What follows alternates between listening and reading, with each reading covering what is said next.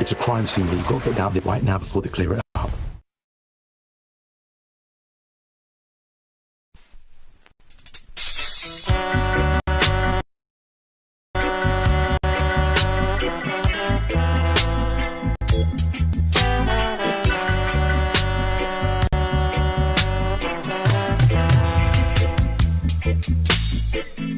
Have you ever been outside when rain is falling? In the rain in the cold and stormy night. Have you ever been outside when the rain is falling? In the rain in the cold and stormy night. With not even a roof over your head. With not even a roof over your head. The little one crying in your room just over your head. There's loveliness. Fox got this land, and the sons of men, they ain't got no home. Have you ever been outside when the rain is falling? Tell me, in the rain, cold night. Have you ever been outside when the rain is falling? Tell me, in the rain in the cold and stormy night.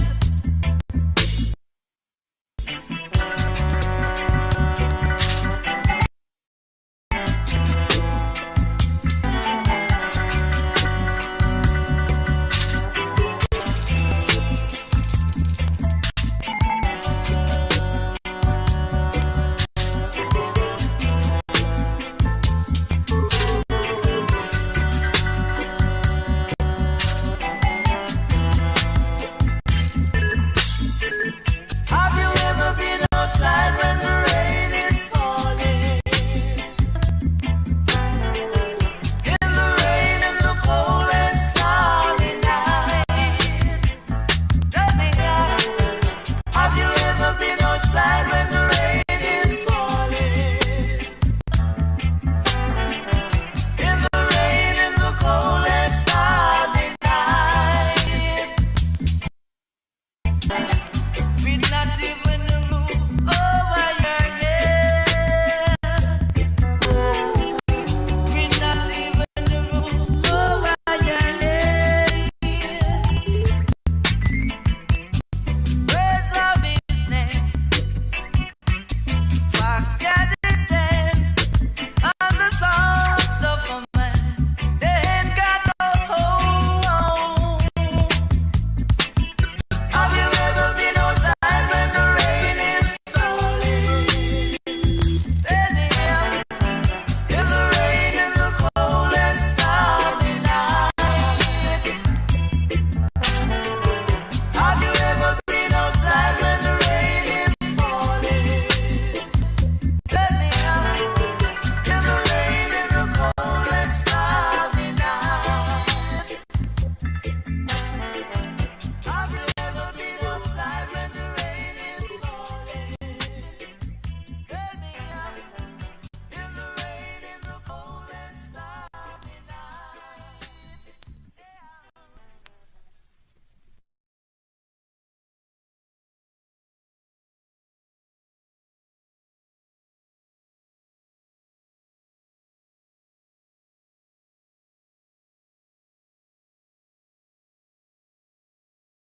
You have it, let's pipe it in, and then you go digging. You literally just drag it in and it'll be an audio clip. This especially because Some breaking news. The Ian Huntley has died in sort of council.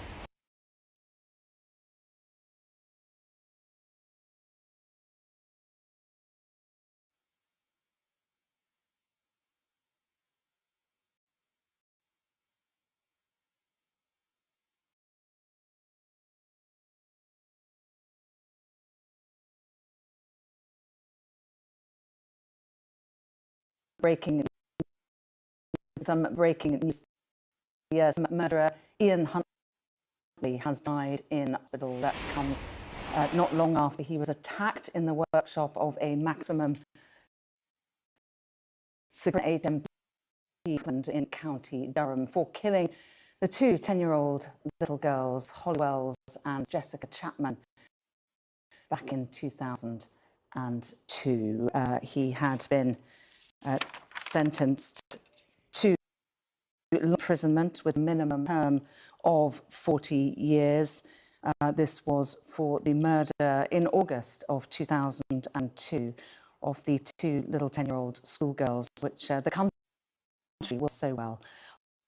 Holly Wells and Jessica in Soham in Cambridge. Well, we can bring in our correspondent, Rob Harris, who is in the newsroom for us. Rob, reporting that Ian Huntley, the notorious murderer of those two little girls, Holly Wells, Jessica Chapman, has now died. He's succumbed from his injuries in hospital. Yes, we're hearing from the Ministry of Justice, a spokesperson confirming the death of the Soham killer Ian Huntley, saying the murders of Holly Wells and Jessica Chapman remains one of the most shocking and devastating cases in our nation's history, and our thoughts are with their families. And this was a notorious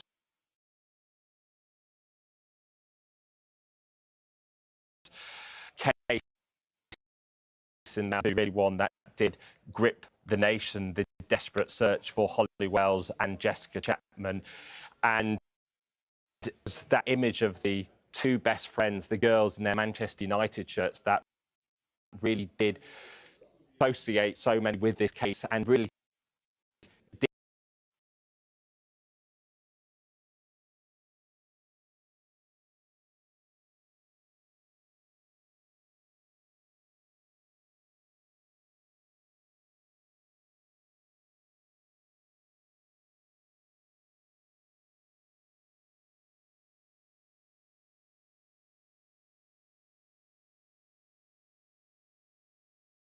did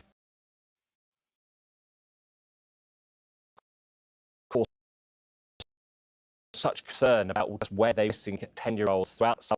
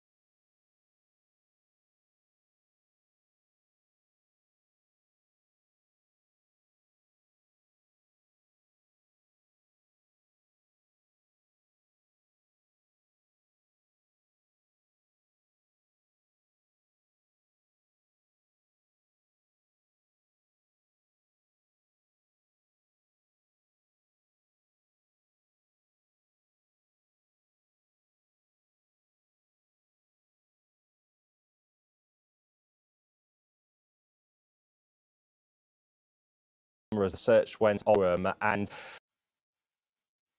there are people who really did connect with this case. In fact, you had the likes of David at the time putting out public appeals, such as the association with Holly Wells and Jessica Chapman in their Manchester United shirts. And at the time, as so many wanted to discover what happened here at Sky News, there was an intense focus on trying to raise awareness of just where their last steps might have been, and that's what led to an interview taking place with Ian Huntley, guys Jeremy Thompson, who was the boyfriend of the school assistant in the car, and he said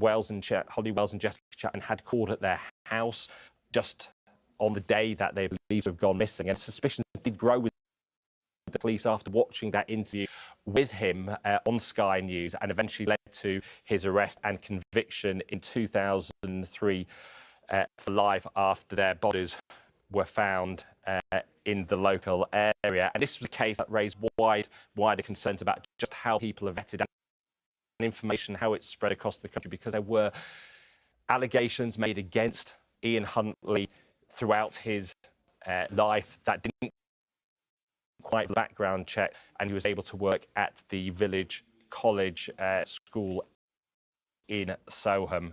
Huntley was eventually jailed for life for that 40-year term, and he was attacked many times over the years in hospital, in prison, and then eventually we had this attack just over a week ago in a maximum security prison. We have now heard from Durham Police, saying a spokesman for the Durham Constabulary, a man who was attacked at HMP Frankland in Durham last week has died in hospital this morning. Ian Huntley fit in the workshop on the morning of Thursday, February the 26th. A police investigation of circumstances of the incident is ongoing. A file is being prepared for the Crown Prosecution Service for consideration for charges, and that follows a statement from the Ministry of Justice, which did say the murders of Holly Wells and Jessica Chapman remain cases in our nation's history, and our thoughts are with their families. The devastating murder of those 10 in 2002, something that really struck a chord with the nation. The absolute deep shock about these murders by Ian Huntley. Now this sole murderer dead after that.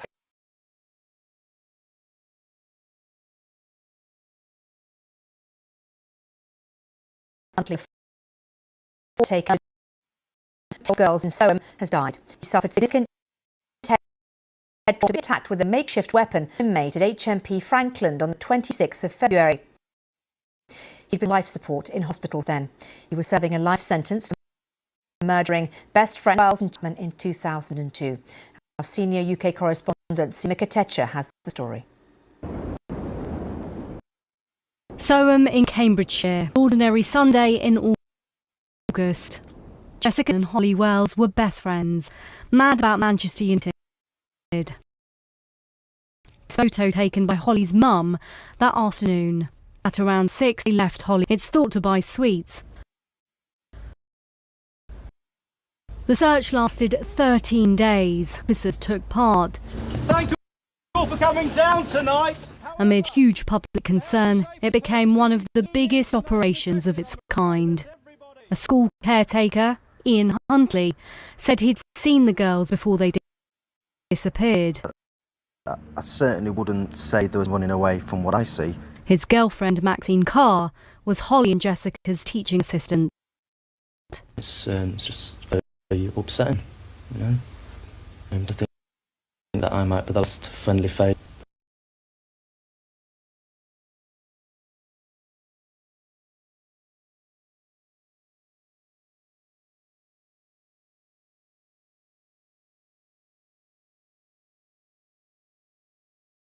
That these two girls had to speak to.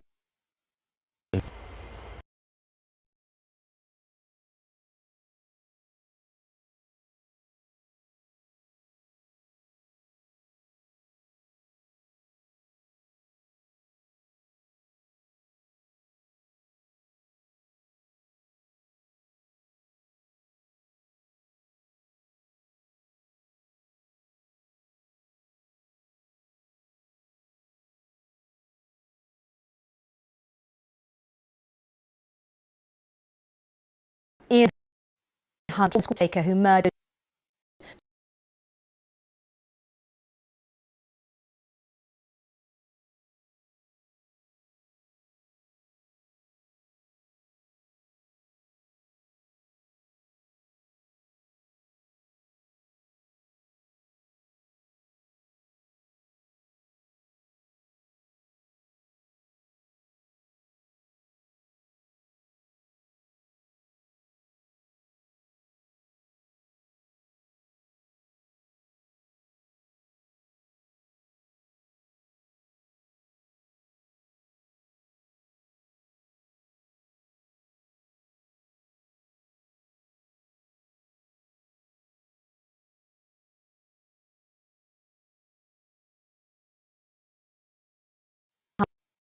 Two 10-year-old schoolgirls in Soham has died. He suffered significant head trauma after being attacked with a makeshift weapon by another inmate at HMP Frankland on the 26th of February.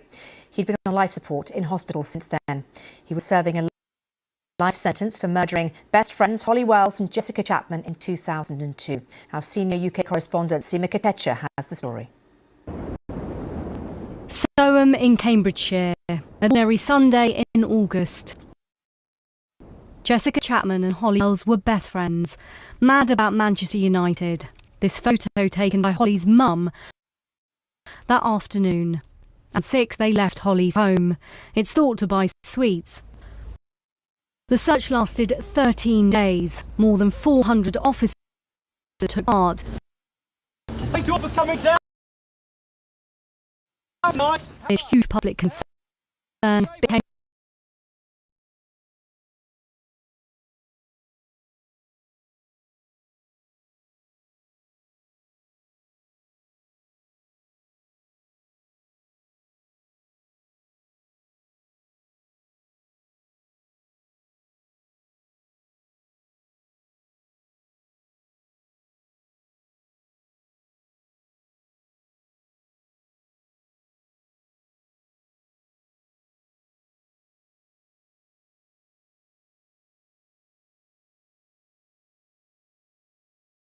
one of the biggest operations of its kind. A school caretaker, Ian Huntley, said he'd seen the girls before they disappeared. You know, I certainly wouldn't say they was planning on running away from what I see. His girlfriend, Maxine Carr, was Holly and Jessica's assistant. It's just very upsetting, you know, to think that I might be the last friendly face that these two girls had to speak. The girls' bodies were finally found by a gamekeeper, dumped in a ditch around 10 miles from Soham. Huntley was arrested the same day.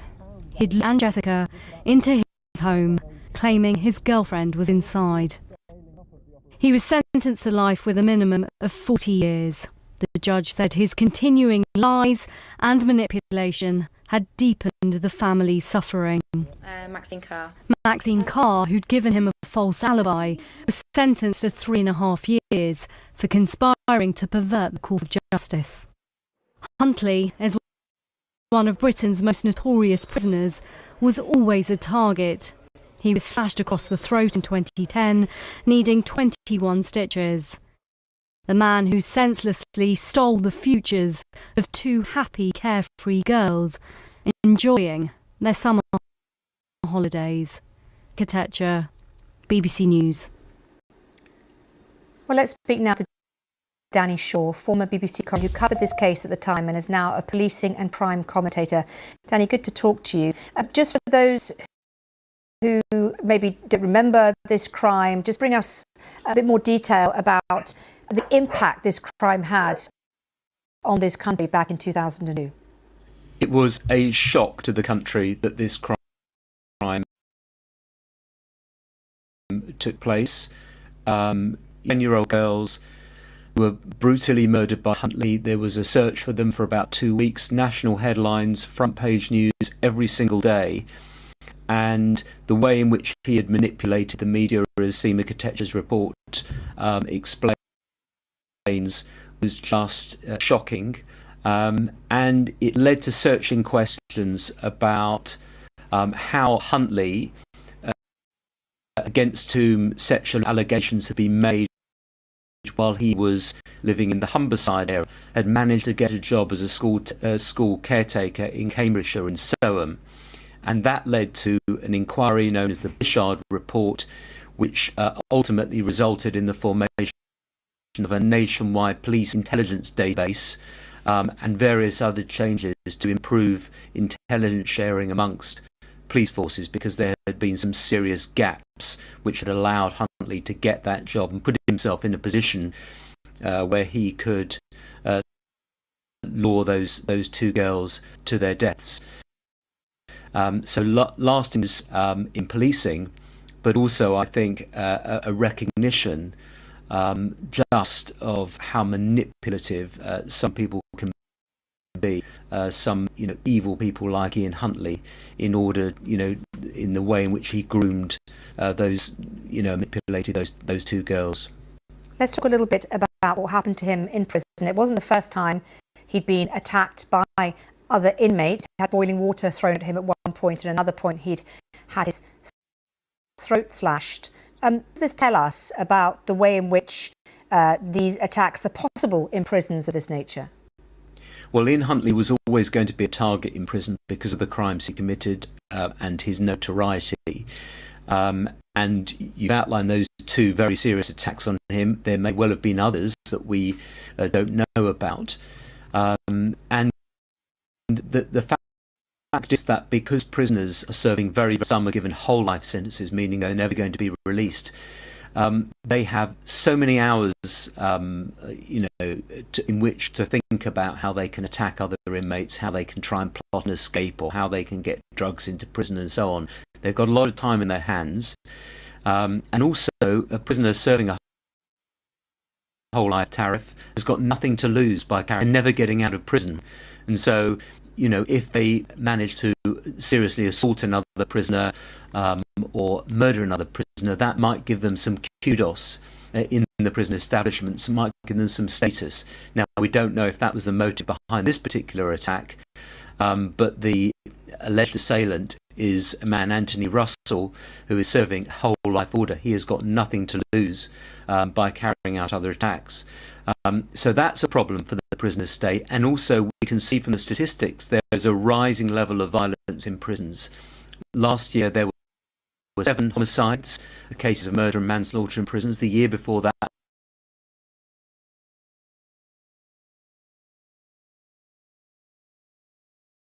6.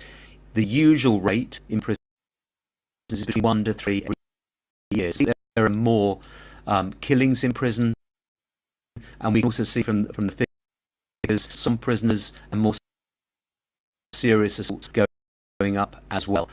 Now, no one is going to mourn the death of Ian Huntley, an evil man who committed barrack awful murders, but rising levels of violence in prisons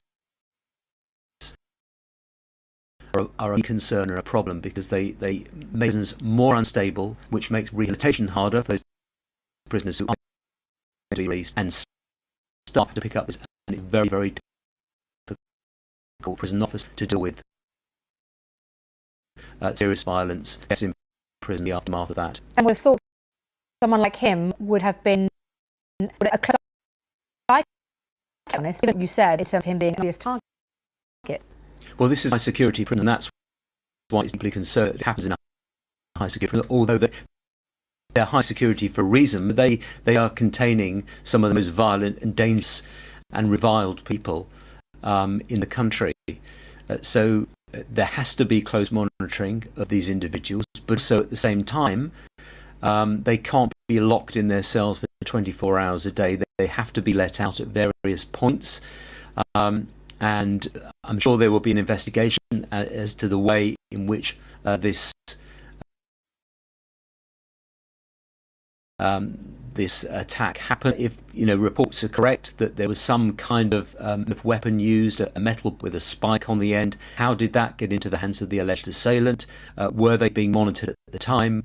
And so on. So all of those questions will have to be looked at. It is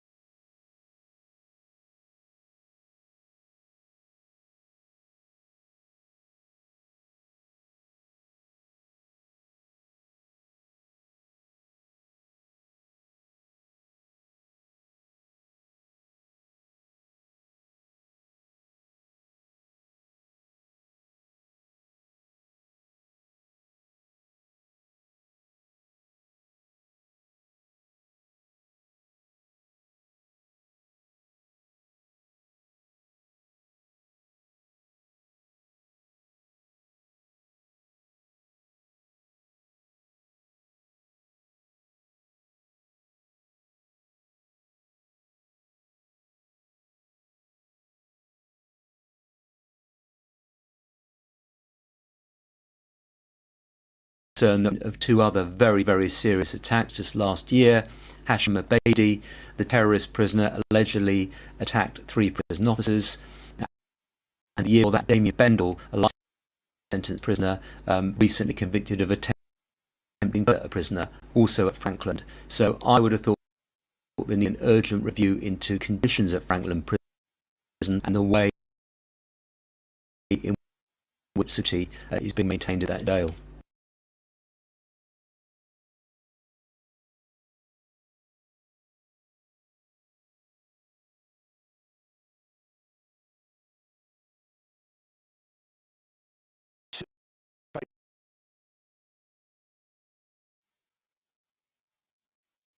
In Cambridgeshire in 2002 shocked the nation.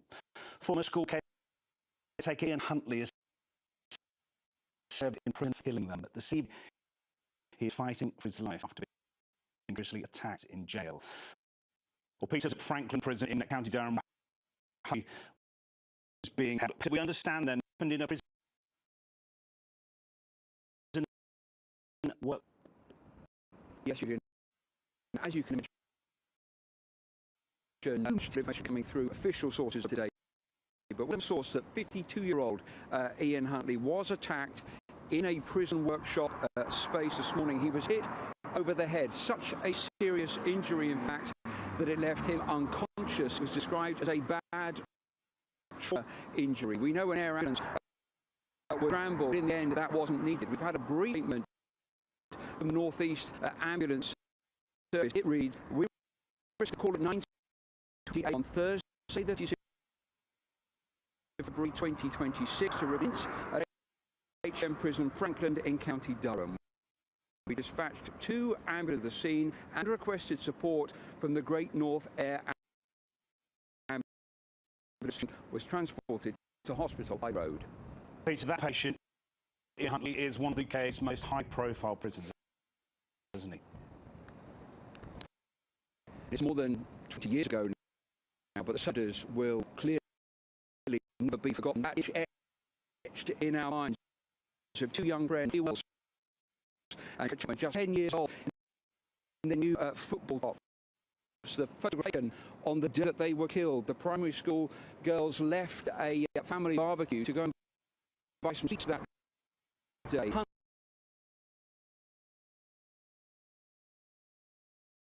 The caretaker of the local college saw them, he lured them into his home, he murdered them, and he hid their bodies. He then pretended to help with the search, but he was asking so many questions of the police about the investigation, about how things, the case was being handled, that officers became suspicious of him. He was arrested, charged, convicted, and of course was jailed with a minimum term of 40 years.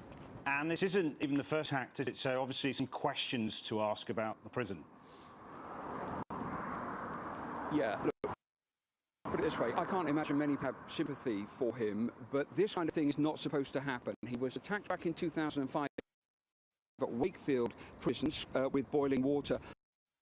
After moving here, he was attacked at 10, slashed across the throat, and now we have a third incident. And just as we've come on air, we've got some breaking news, an update from Durham Constabulary, who've issued a say that they've been collecting forensic evidence here from the scene throughout the day, and that a 52-year-old prisoner who was injured this morning remains in what they say is a serious condition in hospital after treatment for head injuries. They go on to say that a male prisoner in his 40s has been identified as a suspect, but he hasn't been arrested. You talk about questions, well, obviously questions prison staff, what exactly was going on here this morning, questions for management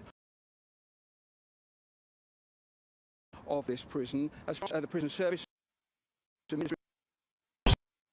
Huge news that Ian Huntley has died in hospital. He was attacked recently in prison with metal and just taken off life support. Obviously, it's hard to mourn the death of murdered 2 girls so brutally. Absolutely.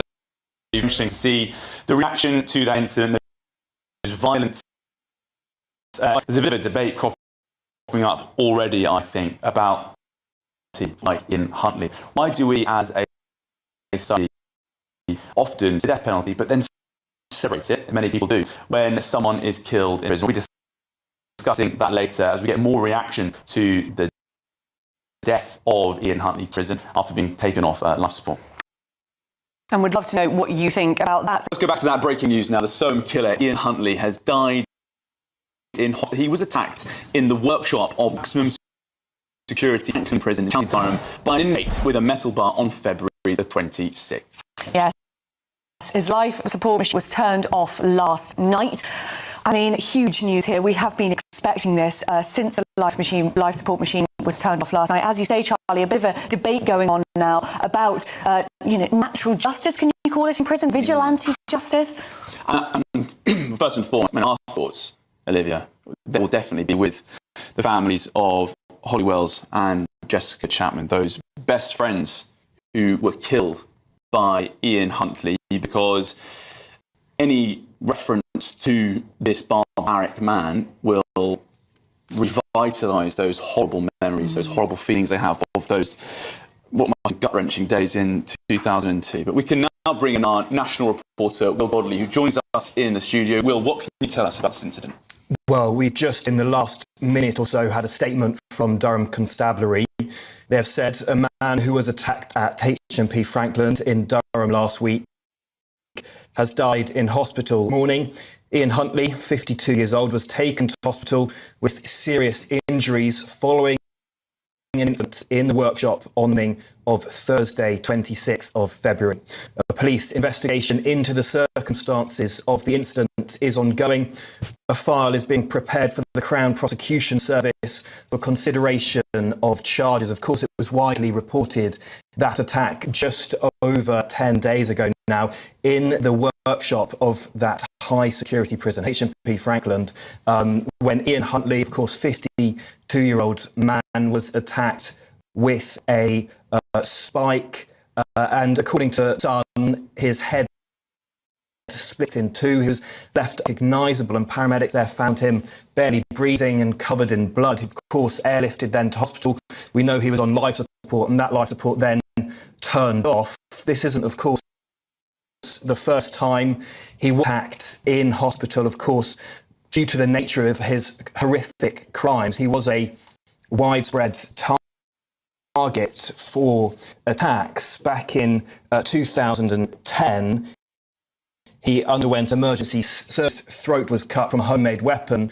And in 2005 as well, an inmate threw boiling water over Hunt as well in prison in West York. But this morning, Durham Constabulary confirmed he's died after his report turned off.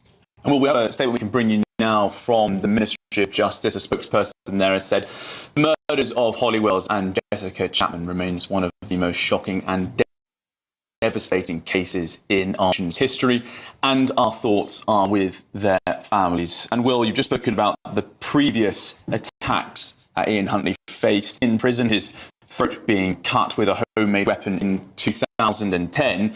There will also be serious questions for the prison authorities about their internal security, about how they manage to keep prisoners safe and how attacks like this have been able to happen. Absolutely. It's not the first attack that's happened in prisons the last few years. There have, of course, been some very high-profile ones, and HMP Frankland is a very high-security prison where this attack happened at the workshop, of course, where prisoners would have access to things that could be used as weapons. And we understand a man in his 40s has been identified, prisoner also at the prison has been identified in connection with this ambush. Police not saying yet that he's been arrested. They're working on putting a charge file together for the CPS to consider charges here. But of course, he was a very high target for his crimes. Of course, a horrific attack back in 2004, murdering two best friends, two 10-year-old girls, Holly Wells and Jessica Chapman, in the summer of 2002. They were at a family barbecue, of course, will leave that family barbecue on their way to go and buy sweets when the local school caretaker lured those two girls into his home, murdered them, and their bodies then found some 2 weeks later in a ditch 10 miles away, before Ian Huntley was later arrested in connection to this and arrested for what was the horrific crime, front page news over 20 years ago. And I don't think anyone today, of course, will be mourning this man. Well, thank you very much, Will, and we'll hope to hear more from you on this breaking story throughout the programme. I so remember the murders of Holly Wells and Jessica Chapman. I was exactly the same age as them at the time, and it was just the most horrific, horrible story. And I'd just like to echo Charlie's sentiments that if any of their families are watching this today, our thoughts are with you. Right, let's now speak to policing and crime commentator Danny Shaw, who joins us now. Danny, good morning to you. I suppose this his death, Ian Huntley's death, is a reminder of the dangers faced within prisons towards sex offenders. The state cannot guarantee their safety. Well, first of all, I think no one is going to mourn the loss of Ian Huntley, an evil man who committed the most barbaric crimes against two 10-year-old girls, crimes that completely shocked the country when they occurred in 2002. The horror of what had happened, the way that he had manipulated or tried to manipulate journalists who were covering the case, tried to sort of insert himself in the story, and then lied about what had happened, pleaded not guilty, so there was a full trial, and then was convicted with a 40-year minimum. No one is his loss at all. However, we were concerned when violent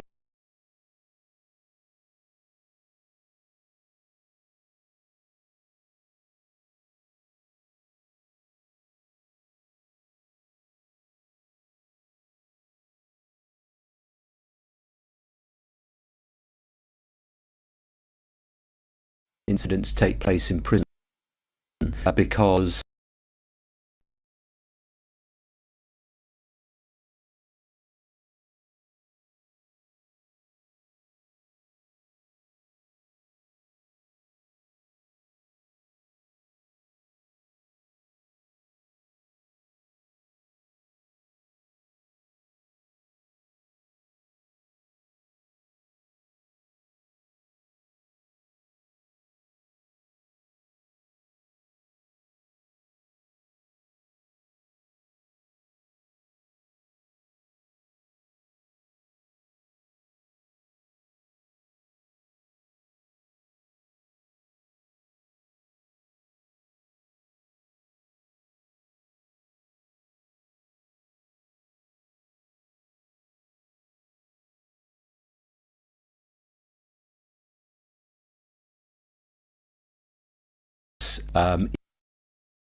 it feeds into the lack of safety for staff and prisoners. It creates a dangerous environment, and clearly that is not conducive to security in prisons and rehabilitation of prisoners who are going to be let out at some point. Huntley was never going to be let out. He was given a 40-year minimum term. I think there was no chance of him ever being freed. But there are other prisoners in jail who are going to be let out, and we want to come out and lead law-abiding lives. And when you have violence in prisons, that doesn't help. How was the prisoner who attacked him able to get hold of a spiked pole? And it sounds as though this attack, 15, it sounds pretty prolonged. Why did no one step in? Perhaps I'm being naive. Well, I mean, first of all, this will be subject to a criminal investigation. Police, we understand that Durham police are investigating the incident, and I think that is one of these sort of the side issue of creating a prison regime in which you have more and more prisoners who are serving very, very long sentences, some with no prospect of release. But you asked the question how he got hold of a metal pole with a spiked end to it. It is possible for some prisoners to sort of manage to fashion weapons out of implements, out of tools being used in workshops and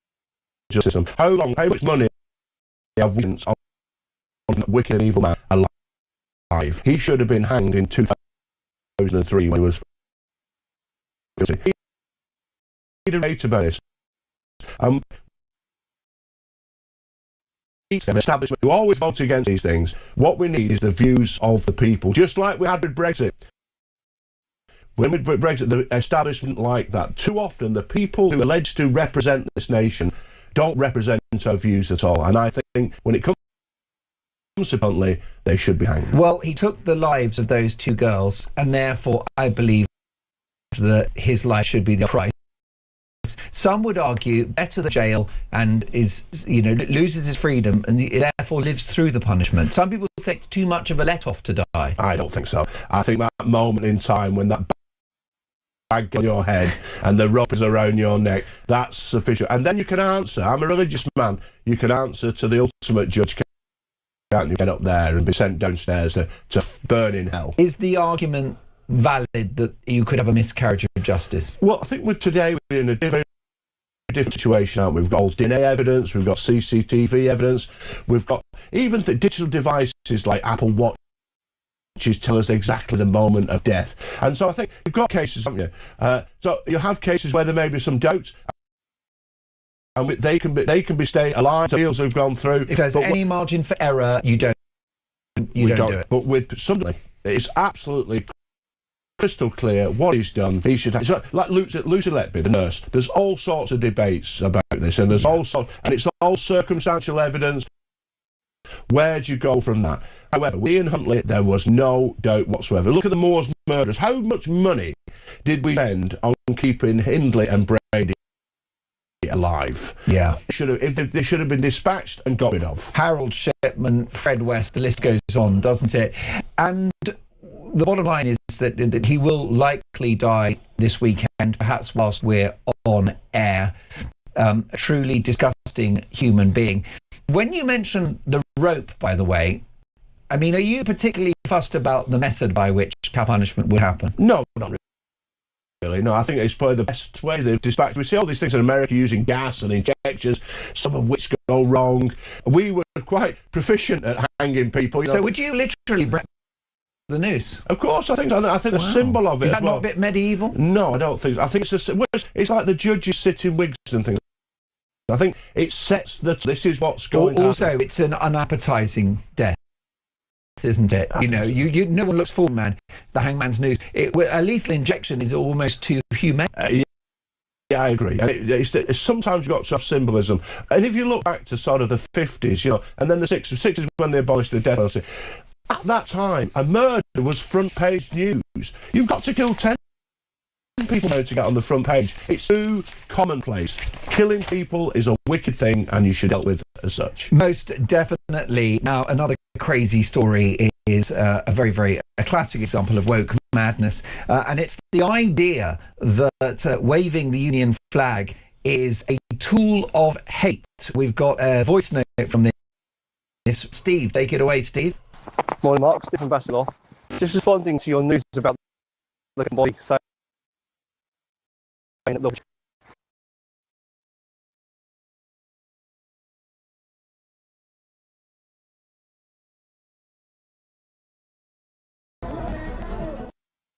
2020, President of Nigeria to tackle the nation's widespread insecurity and two of its root causes, poverty and corruption. Christianity is facing an potential threat in Nigeria. Nearly 3 years later, international attention is back on the country, with the US launching strikes as a, quote, Christmas present, claiming Nigeria is failing to stop a genocide against its Christian population. But whilst the Nigerian government denies these claims, there's no disputing that wider insecurity is spreading. I guess that was what the president, but now serves as his official spokesperson and special advisor, defending the president's effort to renew hope for Nigeria. I'm Mehdi Hassan, and tonight I go head-to-head with Daniel Bwala.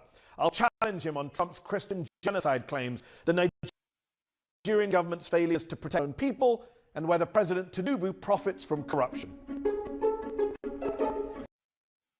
I'll also be joined by our panel of experts. Anu Adeoye, a journalist with the Financial Times, Aisha Osori, a lawyer and development expert with Open Society Foundations, and Tunde Doherty, chairman of the APC ruling party's UK chapter.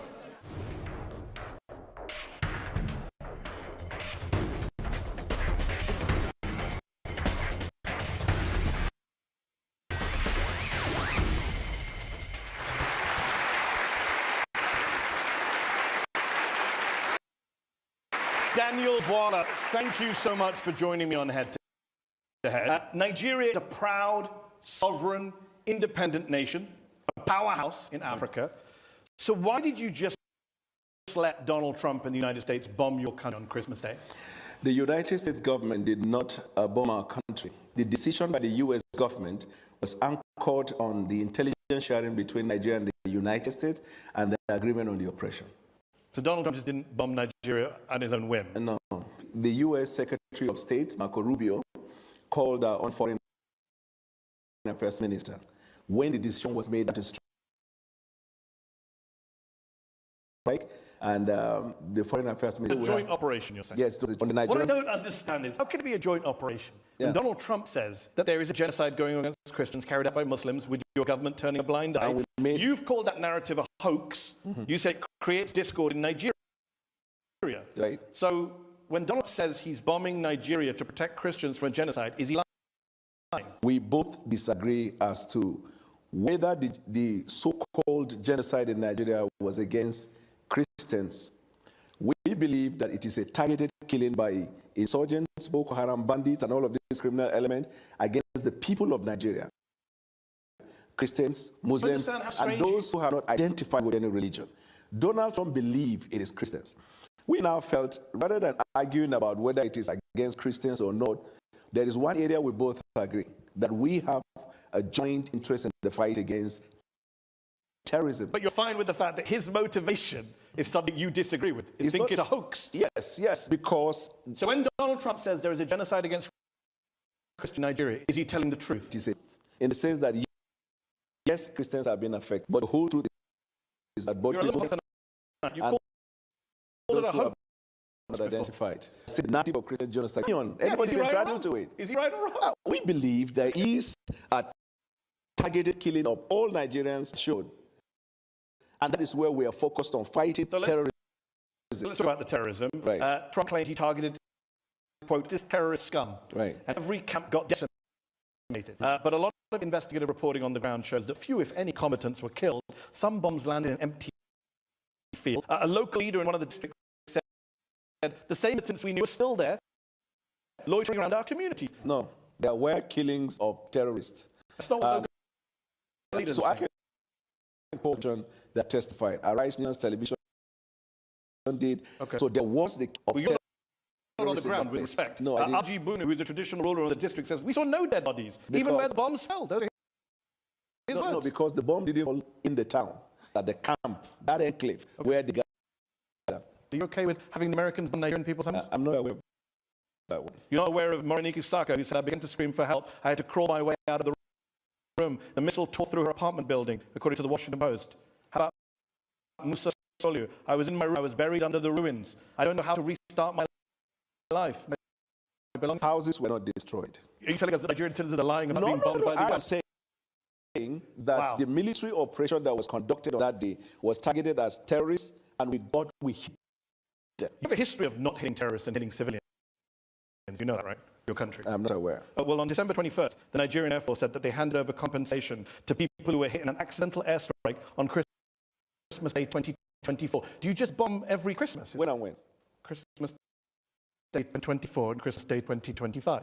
I dispute that fact. Well, take up the Nigerian Air Force.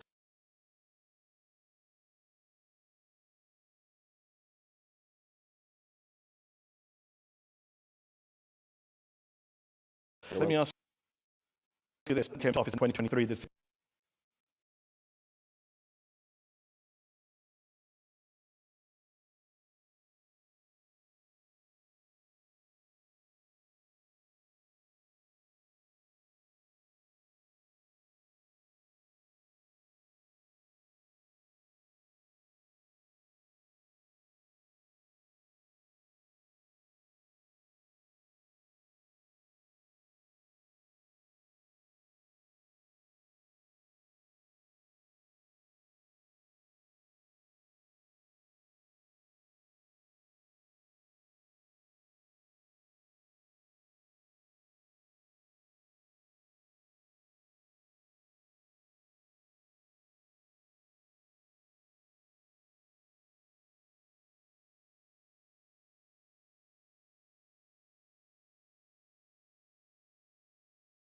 situation has worsened. You have a mixture of militant groups, you have bandits, you have clashes between herders and farmers. We also have Nigeria is now of foreign interest. Nigeria, I'm sure, Nigeria is now the 5th deadliest country in the world. Are you proud of that record? I acknowledge the fact that we have insecurity in Nigeria, and until the hoax narrative of the Christian genocide, then we began to see back-to-back attacks that we had for the first 2 years of the president's administration, a substantial peace in Nigeria. Deaths went up on the president's watch. After this incident of a Christian genocide. And by the way, there is no country of the world today that is free from insecurity. There are parts of That's why you can't believe.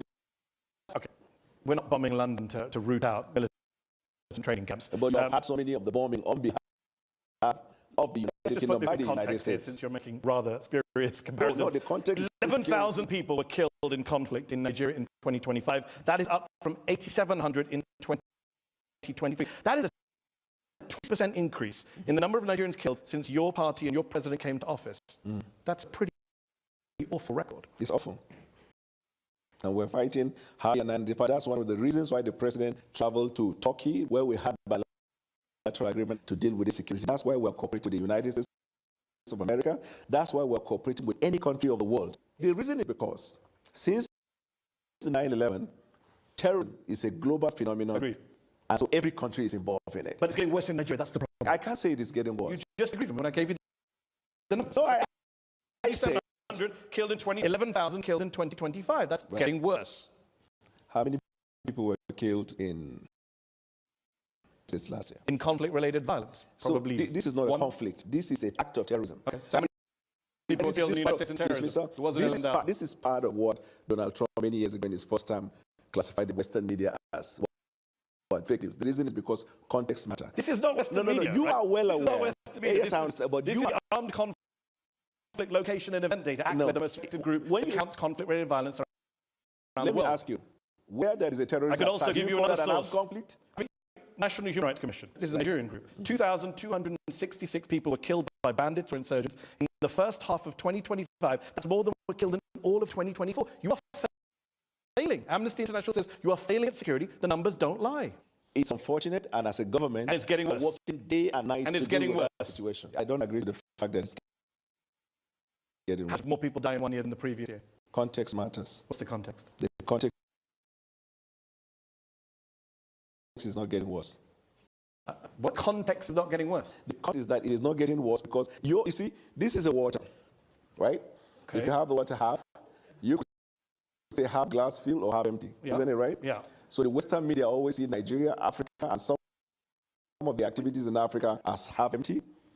Excuse me. But we see it as half full because when we look at it, and when I say context, before the president